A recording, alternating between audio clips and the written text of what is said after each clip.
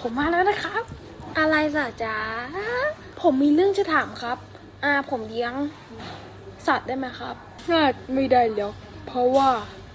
มันอันตรายต่อลูกนะอาจจะทำให้ลูกเป็นภูมิแพ้ได้นะโอเคไหมผมอยากเลี้ยงไปถามป้าดีกว่าป้าครับเลี้ยงสัตว์ได้ไหมครับไม่ได้ลูกมันไม่ดีไม่หรอกครับมันอาจทำให้ลูกเป็นภูมิแพ้ได้ไงพ่อพูดเหมือนแม่เลยอะครับทำไมอย่างเงี้ยโผ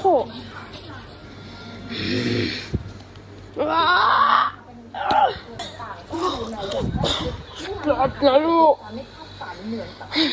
เจอกันกูไม่นะพ่ออย่ามาโดนแน่ธุรกิจนี้ขอรับกระสุนครับ